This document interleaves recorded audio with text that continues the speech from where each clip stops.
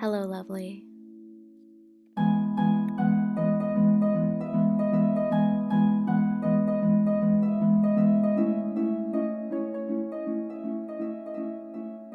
Welcome to the Find a Lovely Life podcast, a safe place for all self love journeys. I'm your host, Monica Rodriguez, and for the past 9 years, I've been on my own self love journey. Healing can be really lonely, especially when you don't know where to start. So let's figure things out together. If you're looking for inspirational stories, conversations with some lovely souls, and a little life advice, I think you found the right place. Or maybe it found you. Let's try our best and find a lovely life together. I'll share some of my lovely life lessons along the way. Don't worry, you're safe here.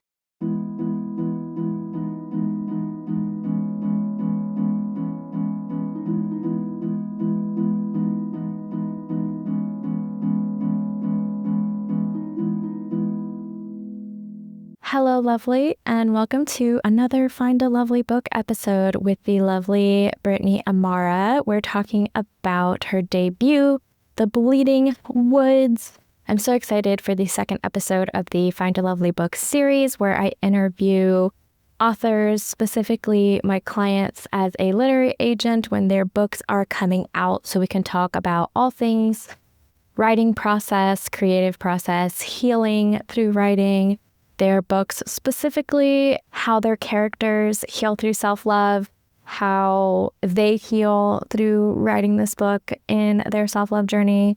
And I'm really excited to dive into the horror genre and how horror is healing, and have you all listen to the amazing conversation with Brittany. But before I get too ahead of myself, I want to read you what this lovely book is about.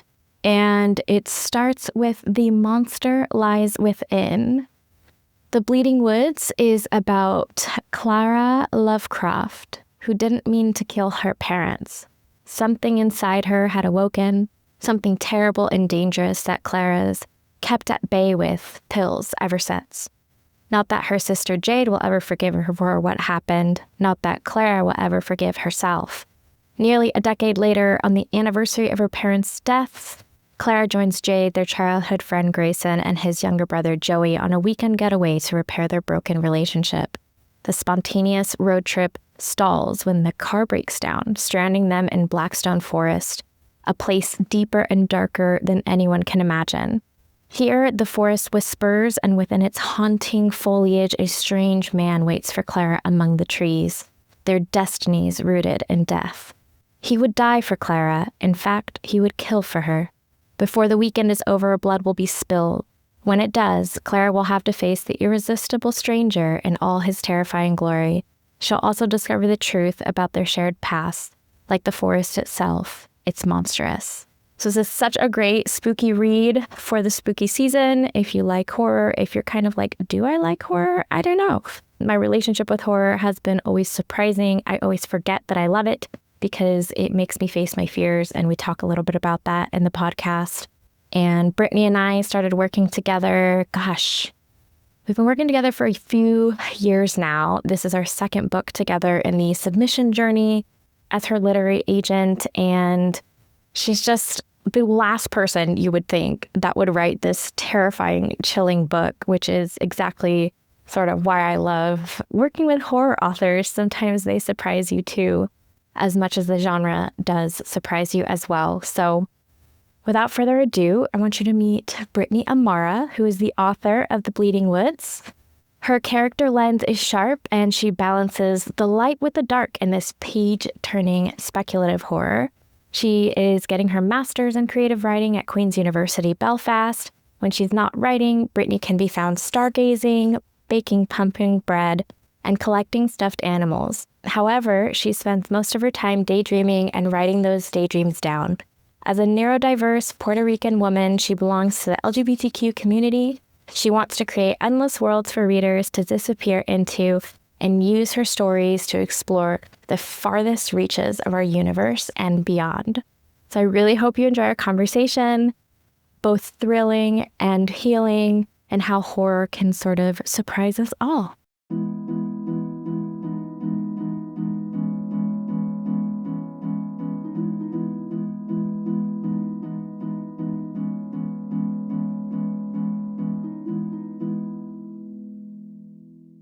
Hi, Brittany. How are you?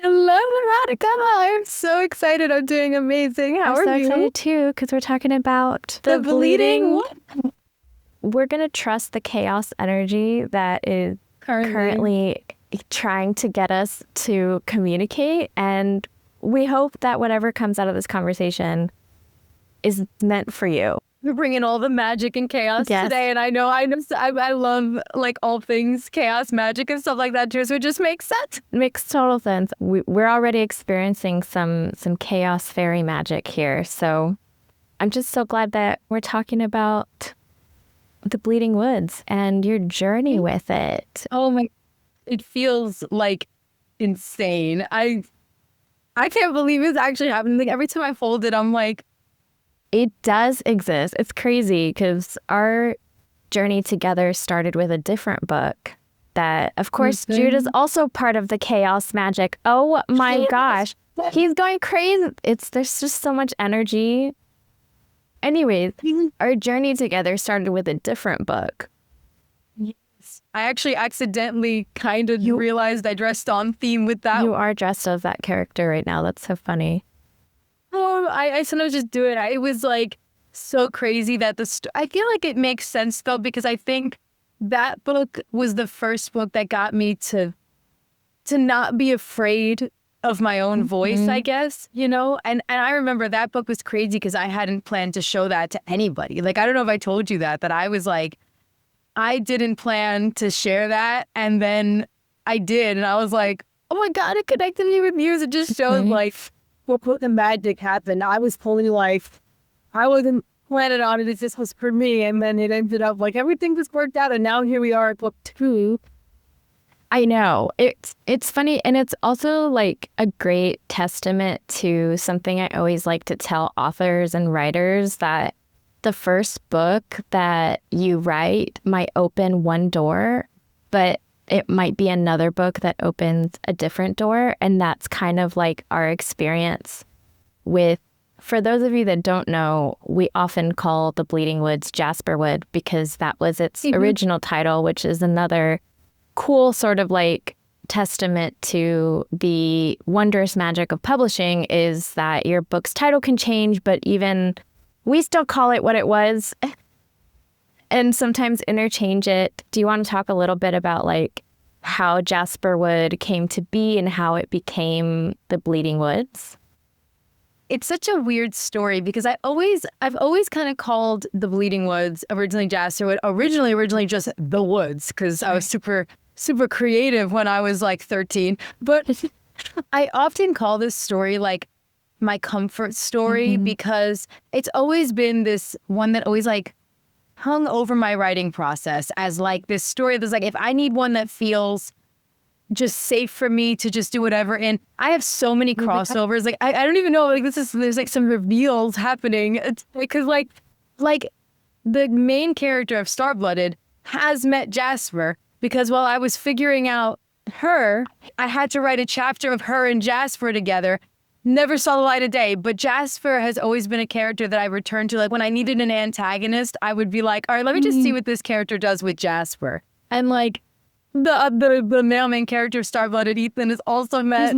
His name's up in the air. It's been spiraling, but it's like, he's met Jasper. Like this story has been my comfort story. When I didn't know what to do, I would throw my characters into Jasper's forest and see how they do. That's such a cool writing exercise. I had never thought about using characters in a way to kind of like expand them and like move them around using other characters that you established so well. Tell us more about Jasper. So the way that came to be, and I truly do think this is why it started out as like a comfort story for me, was because the way he came to me, and I have I'm very spiritually connected to my writing process, but I used to always drive, we would drive all the way upstate to visit my family, and they live all the way upstate New York. So on these really long drives, like from ages like 10 to maybe 13, I always used to look into the forest, and I would just kind of,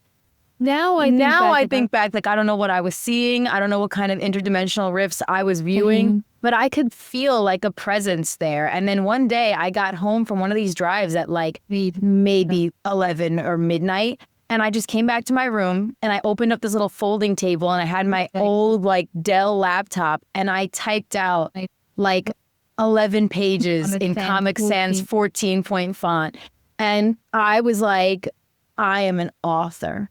And I went to school the next day with these pages printed out. And I was walking around like insufferable. I was like, I'm an author. You guys wouldn't get it. Do you see these bags? I was up all night. I was writing. And I wouldn't let anybody see it because I was like, it's secret. It's a manuscript. It's like top secret stuff. There's probably people in my middle school who distinctly remember this. And then it just evolved like throughout time. It stayed with me. Like if I had a project that I didn't know what to do with, I would give it to Jasper. And I'd be like, well, I'm going to set this character with Jasper. In college, I was panicking at the end of my second semester, first year, because I didn't know what to do for my final project.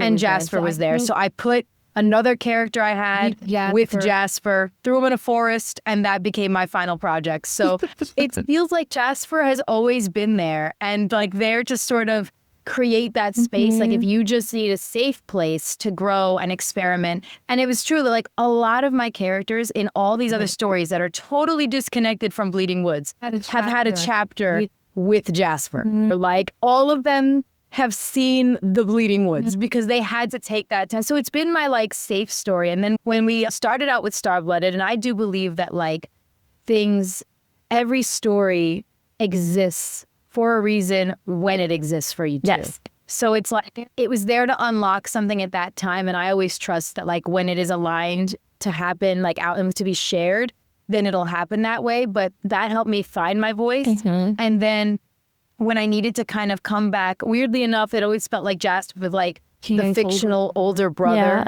to everything. When it was like, no, I get to be the debut. So I just was finally like, you know what? You were like, do you have anything else that you're really passionate about? And Jasper feels like he just came out of left field and was just like, babe. And I was like, okay, I'll write you a full story. And also my grandma loves it. Yes, so shout out to grandma. Also, we shout appreciate out to grandma. I have to shout out my grandma because the first ever time that this became like prose, like I actually know the chapter that it is. It was a Mother's Day gift from my grandma. That's right. Oh, that is so sweet. And grandma always told you to also write it scarier as well, right? Yes. Yeah. She was like, it's not scary anymore. Like I remember taking out a couple parts when we were like going through the editing process because I was like, I don't know, I don't want to be like too crazy. And then I would show it to my grandma because she'd always get first read and she'd be like, it's not even scary anymore. I'm not scared. What's the plan?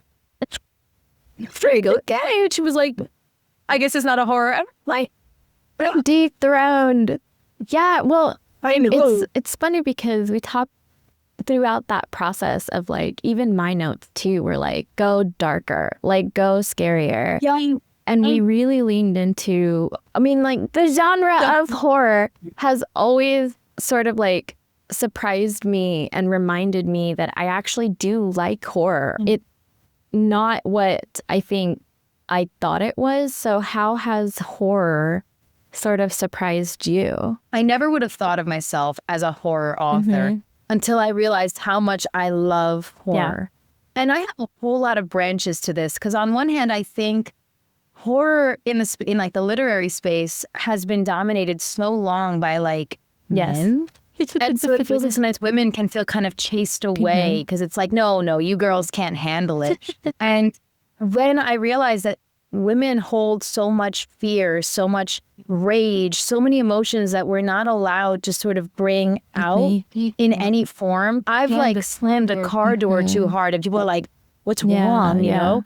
And I think like, you know, the horror genre for women tends to be a space of like alchemy and healing. And I think that's why it's one of the most powerful places for us. So I know that what Jasper's also done for me, like Jasper as the character and The Bleeding Woods as a novel, is like when there were days where I was just so filled with pain or anger toward things I was healing and I didn't know what to do with, I could sit in that forest, in that safe space and just be like, you know, and just let it be alchemized and explore things.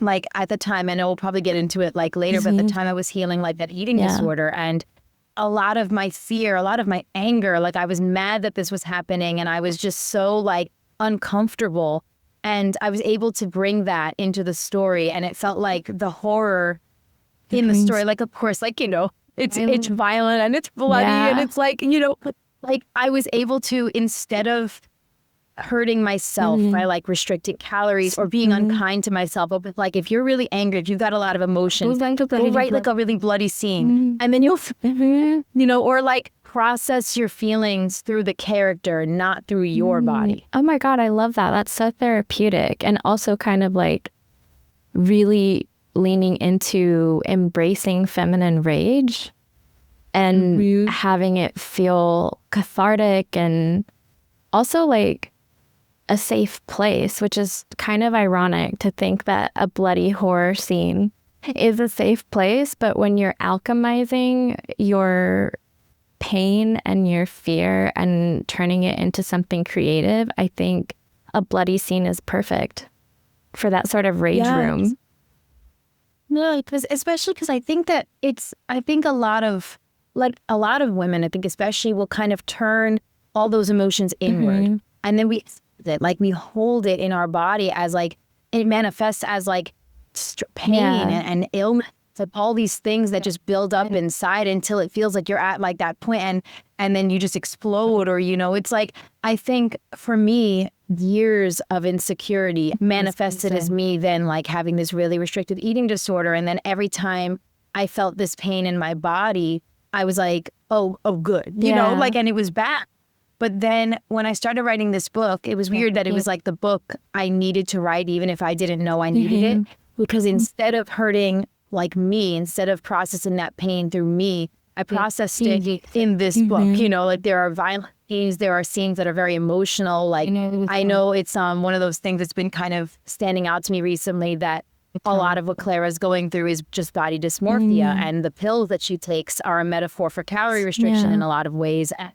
I think in the book you can see how angry I am at that concept, and even Jasper in some way holds a lot of my anger, but I feel like sometimes his rebellion against conformity is also, so I put a lot of my rage in him as well. And it just felt like horror gave me that safe place to be angry, to be sad, to be, to feel that despair, and to feel fear too, because I know that's a whole other branch of horror, not to like, I would go off on it because I love it, but it's like the other side of the horror is the fear, and horror is a place for us to process our worst fears and face them head on, because there's a point in the book where, oh no, I can't spoil. Access denied. I could deny, I can't spoil, but as like it's on the like back cover copy kind of thing. I think that a lot of the book has a tension around, is Clara going to become the monster? Right. And I know that for anybody dealing with like body dysmorphia, or even just dealing with any sort of pain or fear or trauma or something, facing that is usually the most terrifying thing we can imagine.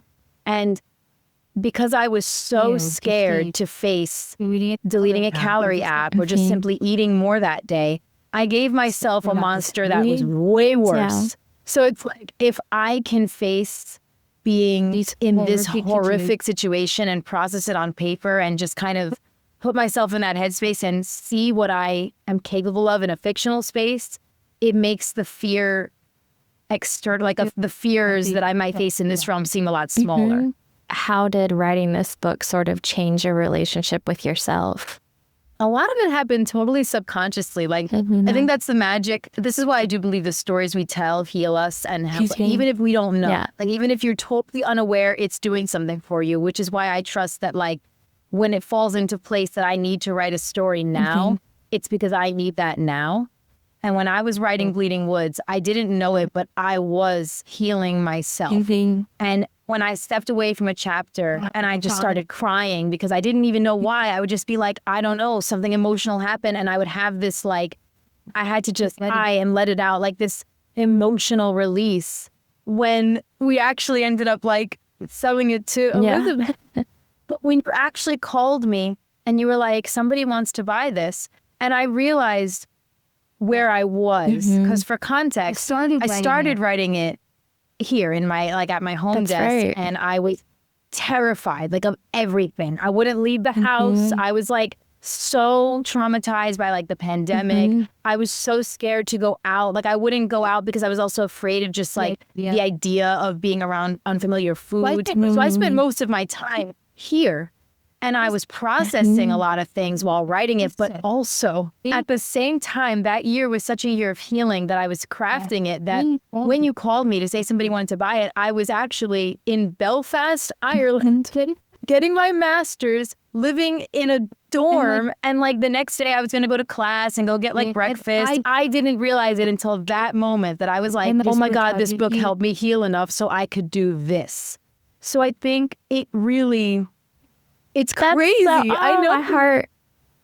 That's why I always tell writers, like, if you're writing something, even if it doesn't make sense, like, even if you're writing the most out there, like, space opera or like a really crazy, like, weird, I don't know, like, experimental piece or even just a poem, that's there for you right now for a reason. It's doing something, like the inner wiring is happening and you don't even have to see it for it to be working. Because I didn't see it when this was happening. I thought I was just, writing like a book, a comfort book for me at the time. This book that I was like, oh, I know this one, I can work with it. And behind the scenes, I was healing things through the characters. I was infusing them. I was returning to a character that had been there with me since I was like, like 13, 14, Jasper, who was her.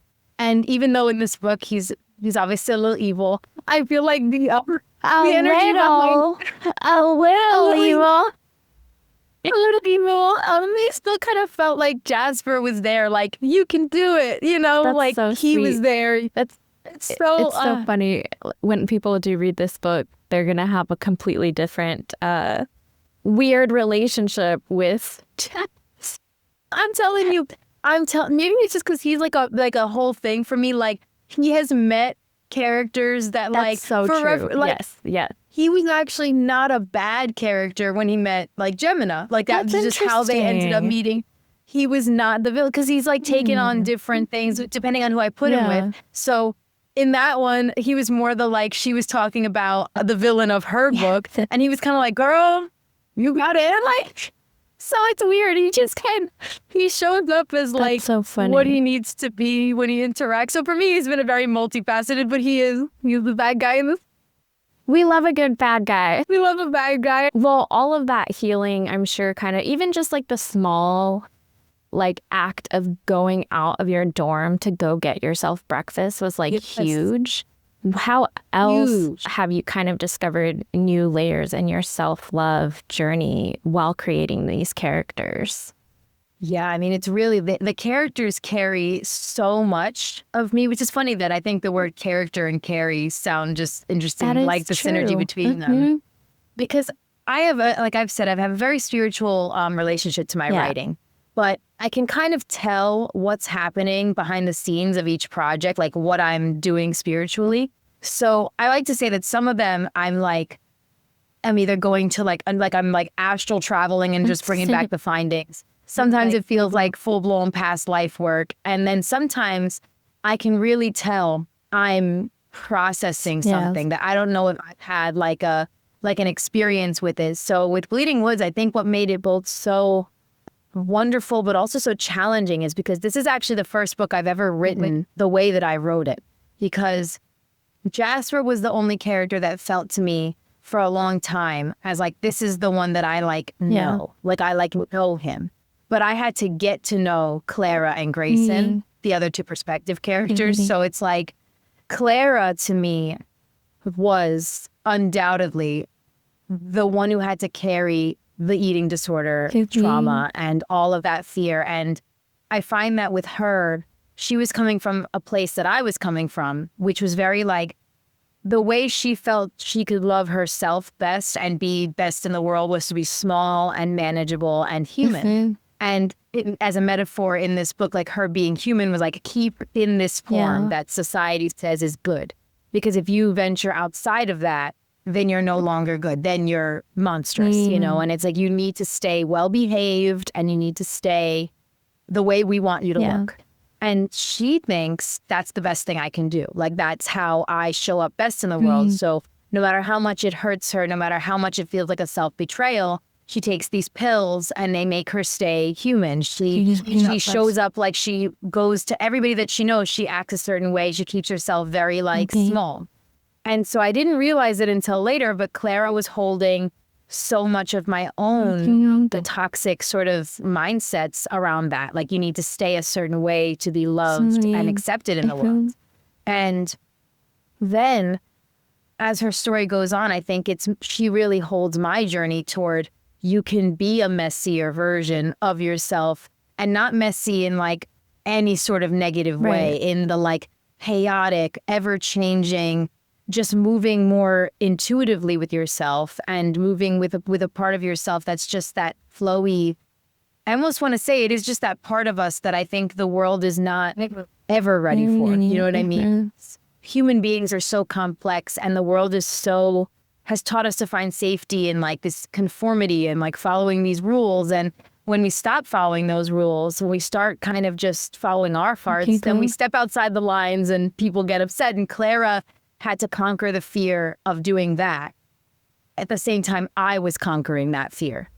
And Grayson, I think, embodies another side of something I was processing as well, which made it very interesting to have them both play off each other, because Grayson was more of he's like a chronic people pleaser, which is the other side to sort of Clara's thing.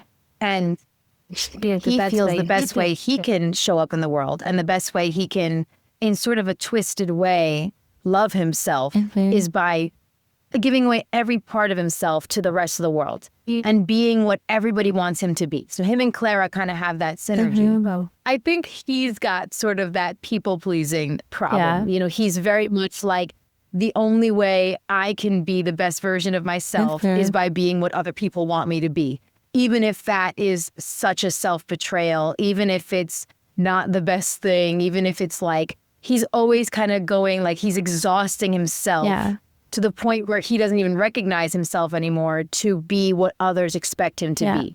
And I think him and Clara have this sort of synergy there, because that's what they're both dealing with, but that's what I was dealing with at the time. You know, on Clara's side, the idea of you need to stay small and manageable, and you need to be well-behaved and like ladylike and all that. And then Grayson was the other side of that, which is like people please and make sure that you're showing up the way the world wants you to, in the way interpersonal people want you to, which is maybe another thing about them, is that Clara's kind of trying to please the whole world.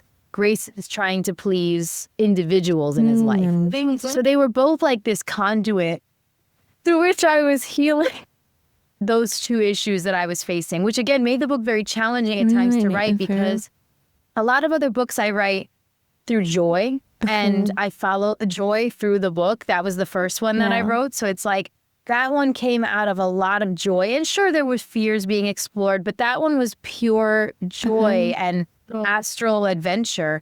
This one needed to come out because it was like, you're not going to be able to keep having these joyful astral adventures until you work this out. And so they're like your shadow portals. Yeah, some are joyful portals to like places that are amazing, and I want to like be there. But a lot of my horror stories are like, I know I wouldn't ever want to go to this place actually, but in a way, it's in my light. I am in that place.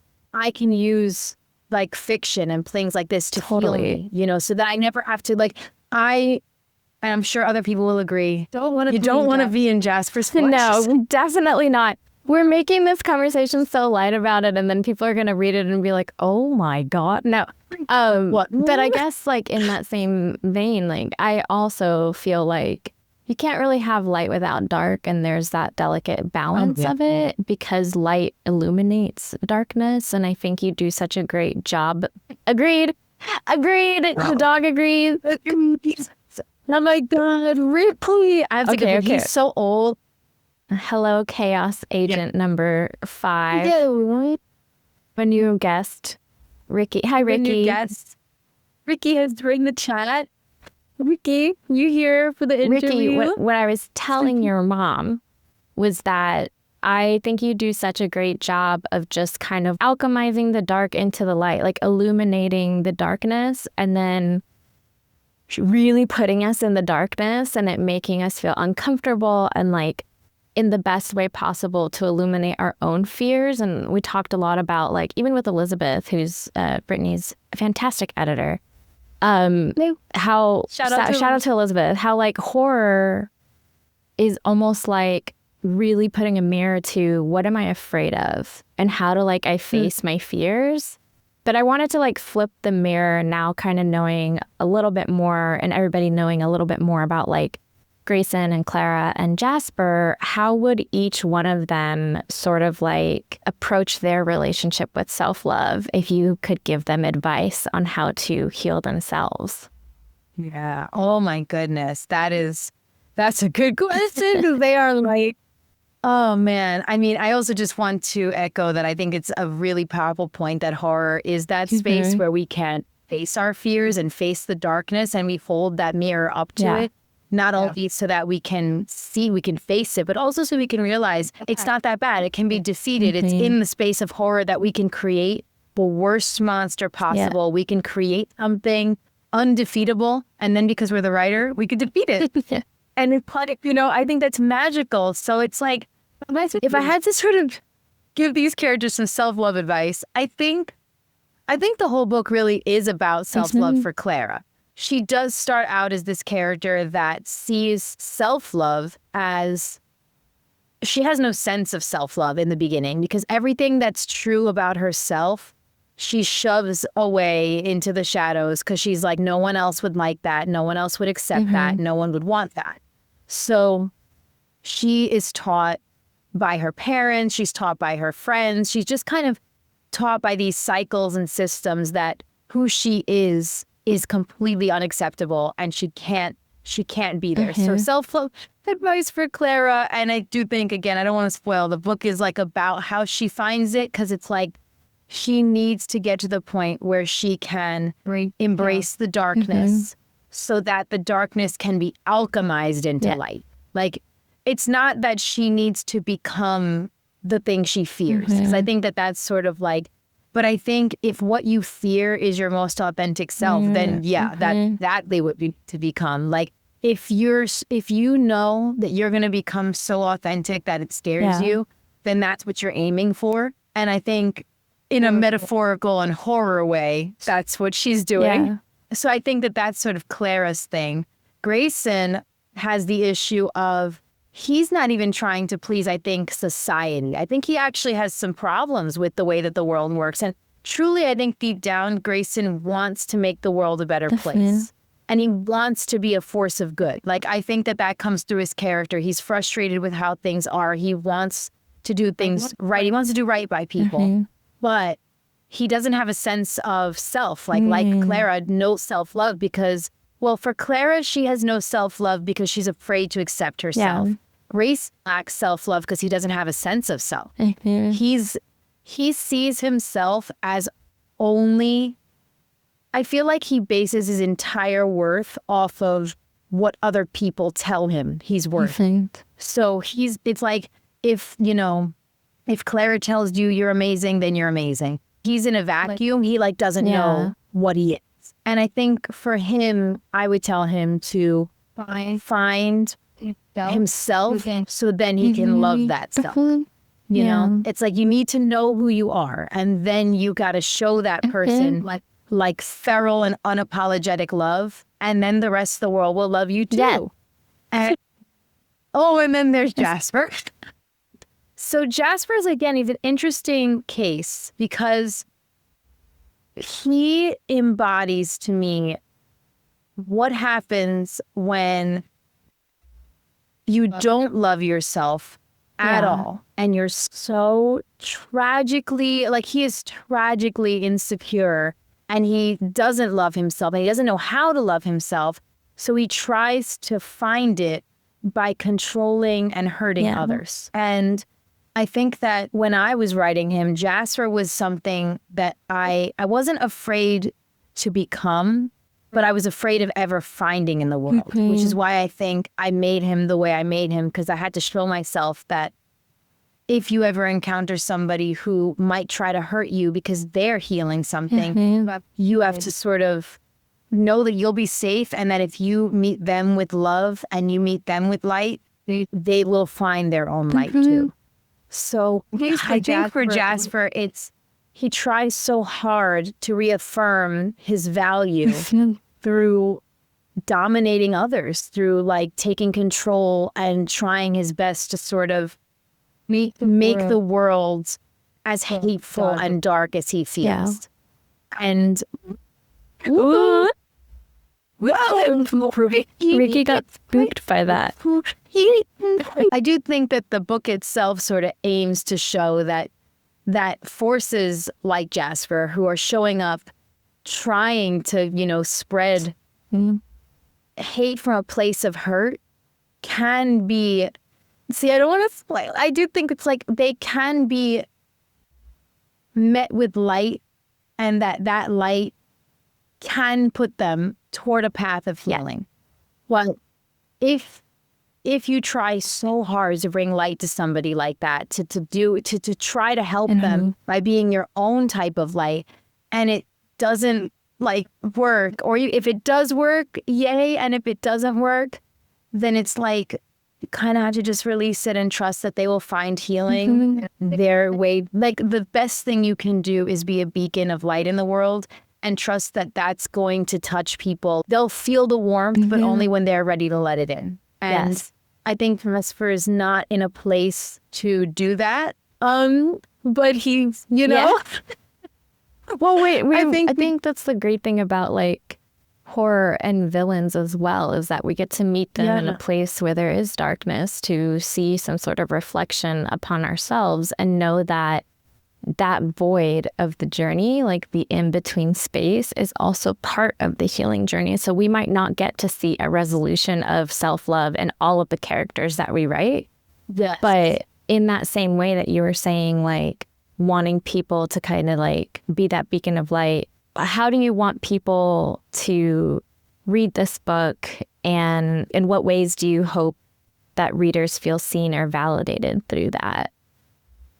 Oh my goodness, that's magical. See, I've always kind of said when I was writing this book, again, I was in a very like difficult time in my life, and I think that I had a couple different things inside and outside the writing process that I wanted people to know. And I want people out there to know that I did not write this book in like a great place. I wasn't in the most like radiant, jump out of bed every day and like hit the keyboard and be like, wow. Like, no, there were days where I was so sad, and I felt so tired, and I didn't know what I was living for at that point. But I would tell myself that if there is one person out there, like literally one person who needs this book, who will like find this book in a Barnes and Nobles or in an independent bookstore or on Amazon, and they hold it and they're like, this does something within them to heal them, to help them, or even just to distract them for a little while from something hurting them, or like just, making their life more difficult, then that is what I was writing for every single day. So I want people to know that the writing process doesn't always look like picture perfect and beautiful. And I know that people know that on like a conscious level, but I think we're so surrounded by like these really aesthetic reading and writing vlogs all over, Instagram and TikTok. It's like, come with me to write. And people are like, dressed up beautiful, sitting at an aesthetic cafe. And of course, that's what we all aim for. I want everybody to be there.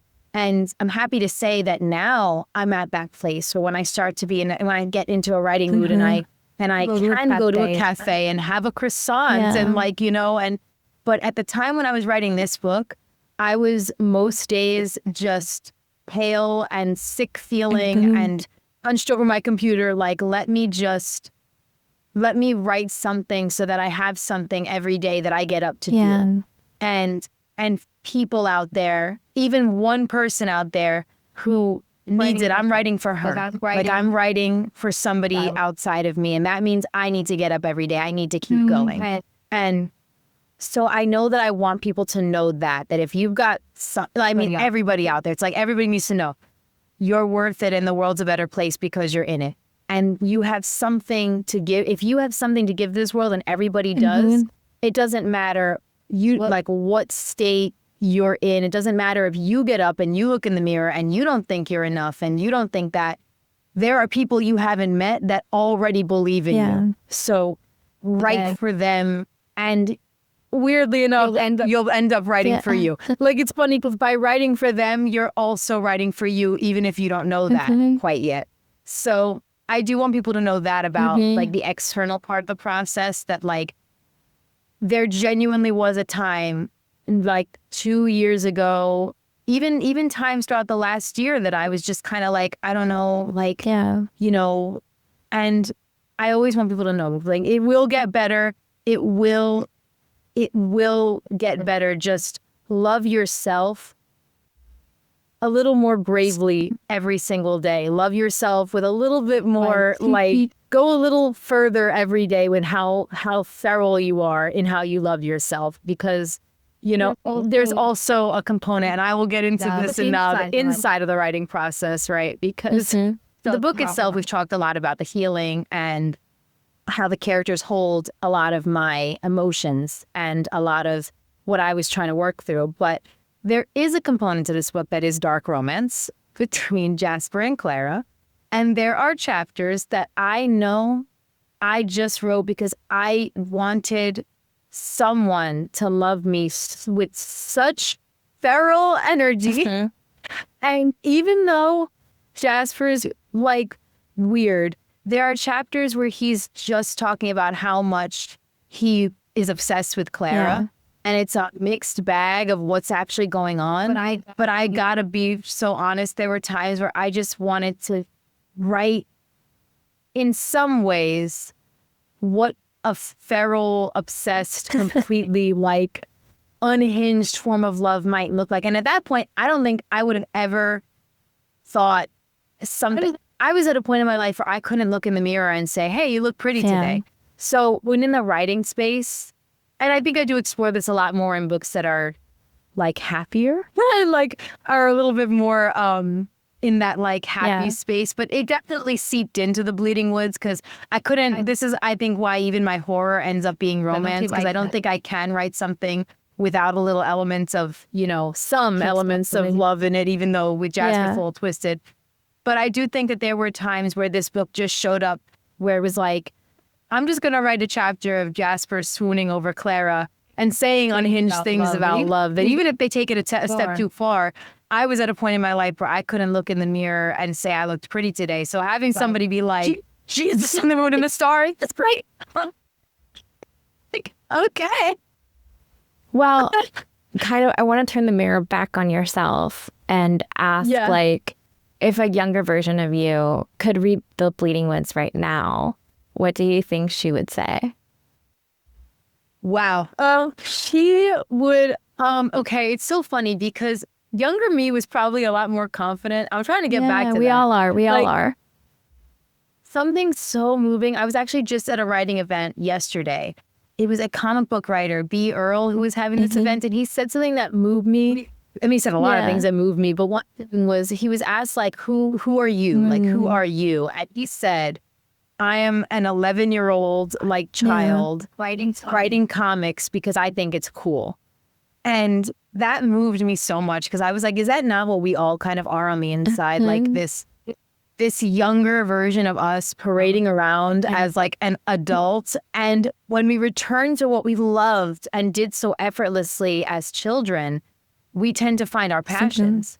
So I think younger me, like 11, 12-year-old me, or the one who wrote the first ever version of this would be like, well, I obviously. Yeah, totally. Yeah, so hyped up. Totally. I can see that for sure. She would hype me. Like, I don't think that she would be surprised. Yeah. Like, I think a lot of people think that their younger self would be surprised, but I don't think my younger self would. I think my adult self is surprised. Yes. And the dissonance was that I'm surprised as an adult. But as a child, like, I literally went into school that next day with it printed and I had it in my binder and I like signed it. Like, it didn't look, and I was like, I went to my English teacher, like, she probably remembers this. Like, I remember going to my English teacher and being like, I don't know if I'm going to be able to handle the homework this week. It's just, I just started a manuscript and like, I love this. Like, I had so much. I think that's why when I'm writing, sometimes I have to drift back into like this younger version of me who knew, like, I was telling people that I was an author and I couldn't share. Like, I'd be like, I cannot tell you what the story's about. Yeah.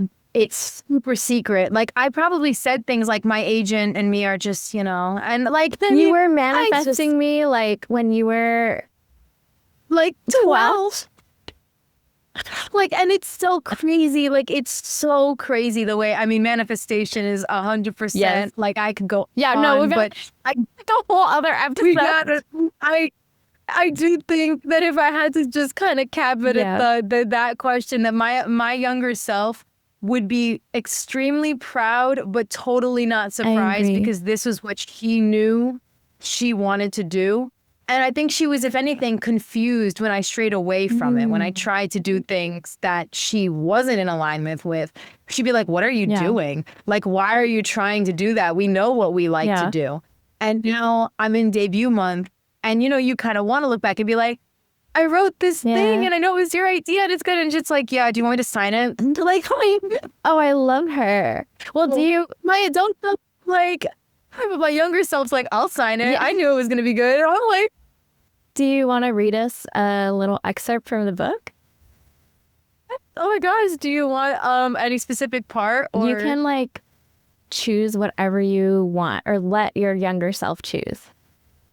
Well, okay, I'll let her choose because I mean, I'm always so tempted to read the beginning, but then I feel like things like this, I should read like a part that's like whatever feels right for you.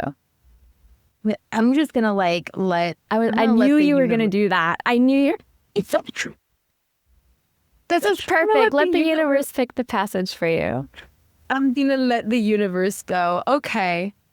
Well, the page I landed on first was actually 158. So that's a little random, but I did get this part that was like, this is Jasper. Okay, I'm gonna go with it. The universe said to do it. So this is Jasper, chapter 25, and he is currently talking about how he's not happy that Grayson and Clara, So you're giggling at your own like prose. It's so funny. My cheeks hurt by smiling so much. Okay, share. I know what you're about to read, so just share it.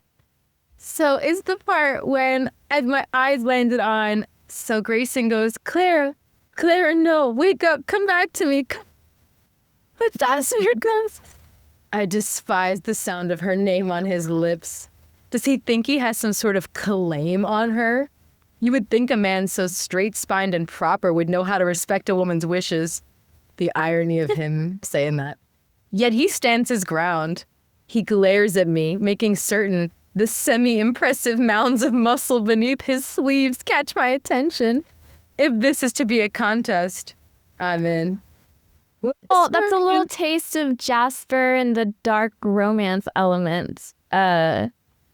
Jasper is of course Jasper picked to be the one to be the Ironically, that makes a lot of sense too, because Jasper loves, it's just so fun. I have such a weird relationship with my characters, so it's funny that Jasper has always felt like this character that when I come up with other characters, he's like, I could take him in a fight, but I could take him in a fight. Like, if it's a love interest, he'll be like, I could take him in a fight. And if it's a villain, it gets worse. That's what I mean. He's such a weird, he's a very versatile character for me, like the Jasper cinematic universe, because I have all these crossovers in mind where like him and the villain of Starblooded have fully had like a battle. That would be a cool thing. Jasper's like, I could take him in a fight. I could take him in a fight. Like, you doing what? Like, he's such a weird character. So I just thought it's funny that he was like, I'm going to do this theme where I'm like trying to show off.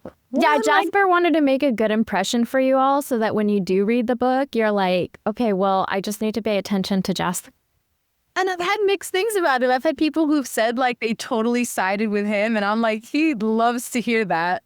I mean, people who are like, he's evil. And I'm like, I had beta readers in like because I was like working on it when I was out as doing my master's, and I had beta readers who were like, he is the evilest ever. And I'm like, and then I have people who read it and they're like, I love him. My grandma loves him. That's true.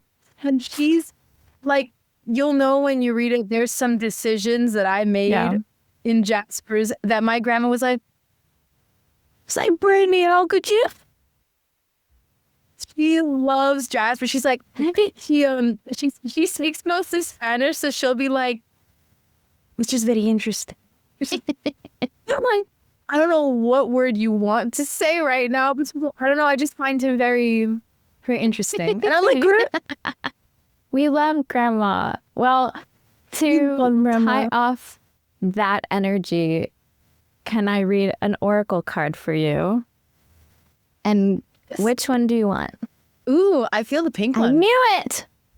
Why? I know. I freak every time. I chose the Sacred Feminine Oracle deck, and I'll put the link in the description. The energy already. No, I feel like I feel electric. So this deck is divided out by like chakra as well. So we'll see. Oh my goodness. Okay. Here. I felt called to You're great. Bring whatever you need. Okay, can we get a card for Brittany, please? Universe. And Glenn the cactus. Okay. This is my emotional support cactus I'm writing. Okay, give me a second. It's healer. I'm gonna cry. Oh my god! Too, because this is so perfect, and I always want to talk about like the imagery that I see. It literally, the biology, so nature. Perfect. But it's also a card for you of like, I feel like your heart is so vast and like always blooming and like creating, and you channel all of your energy through your heart center so much. And it's just this like, it's beyond cardiovascular. Like it almost looks like planet Earth. It's like all your stories are like healing your heart and the heart of the world. And I'm getting Gaia also, Mother Earth. So it's just a very like, and they were talking about horror as healing also, and just like much this card. I don't know, just I feel like this is for you, and all the spores and clouds and just all the weather that comes with you healing through this book, but then also how you like to, kind of like you said, like shine a light out and like use your heart for good. And I feel like this is the perfect card to come out of this. And also like hoping that it heals. I think it's just confirmation that whoever does read this book. No way, the bottom of the deck was alchemic. I'm like, it literally It just affirms. Sometimes we already know, and sometimes the cards just kind of like give you confirmation of everything you already know. So I do feel like the journey of this book for you will just be you. The healing becomes the healer. It's like an alchemic process, and that's like Earth. When you said Gaia and Mother Earth too, I think I find like nature so fascinating because as you guys learn more about me, I tend to feel a little bit like a newbie on Earth sometimes. Mm-hmm. And one of the things that I admire and love so much about Mother Earth is that it just kind of came through when you were saying about how like healing happens, alchemy happens on this planet all the time. And sometimes Mother Earth is scary. Mm-hmm. Like sometimes there are storms, sometimes there's volcanic eruptions, there's fungi, there's like all of these processes that aren't always pretty and perfect, but they always lead to something beautiful. Mm-hmm. They always lead to blooms. They lead to sunshiny weather. Like it needs to rain for the sun to come out. It needs like sometimes things need to die in nature so that they can fertilize the soil and we can get beautiful flowers. And I think Mother Earth is always teaching us that healing is not always going to look beautiful. Healing is not always going to look like a beautiful, perfect rose. Yeah. But either way, if you can kind of get through those phases where things don't look like they're perfect, when things are very complicated and sometimes scary and maybe like, dare I say, like it's like an ugly process healing sometimes, you know? At the other side of it, there's always hope and there's always sunshine, and like I said, I know inside and outside this writing process. Within the book, things got to get bad before they get better. Outside the book, like I said, this very chair saw me, this tree right here. Literally, shout out to the tree. I was going to say, shout out to the tree.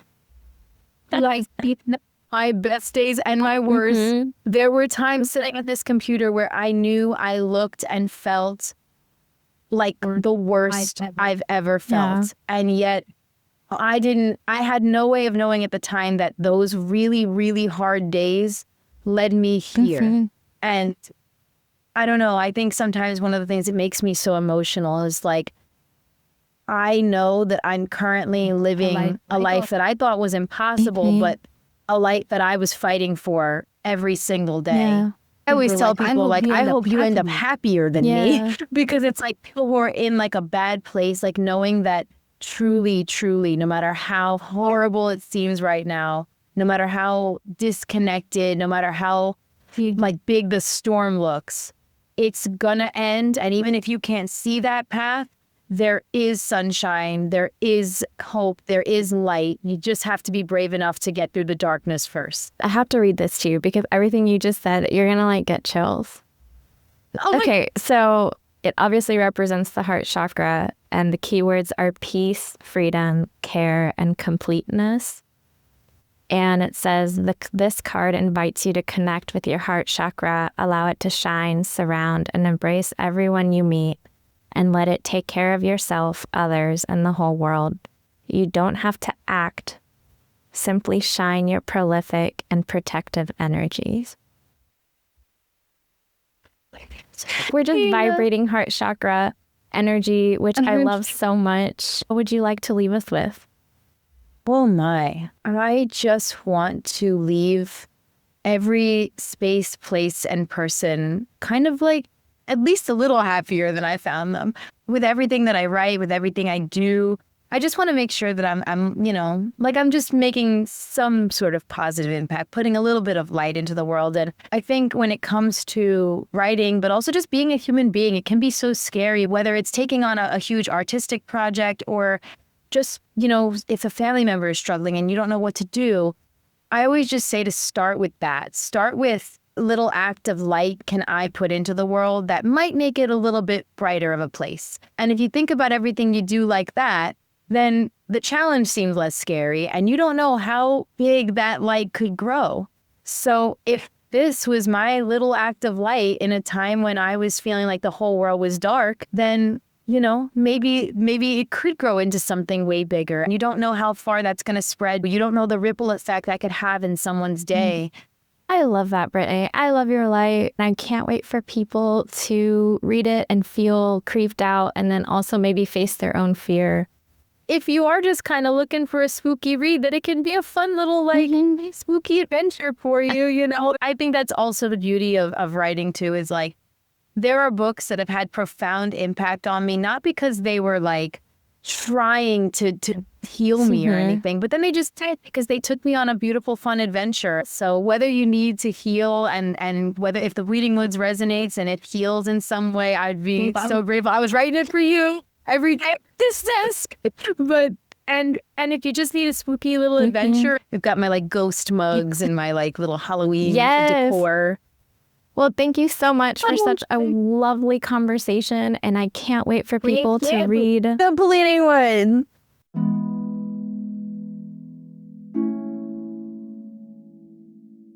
And that's the episode. I hope you're inspired to love yourself a little more than you did yesterday, and you're on your way to finding a lovely life you love. If you want to read more about my self-love journey, head over to findalovelylife.com. Subscribe, rate, and share this podcast if you feel called to. Remember that your self-love journey can start or restart at any point. There are no rules. Stay connected with us on social at Find a Lovely Life, or if you want to see more of Monica Life, you can find me at Lovely Monica, and that's spelled LOVELEEMONICAA. I'll say goodbye for now. Thanks for listening. Until next time.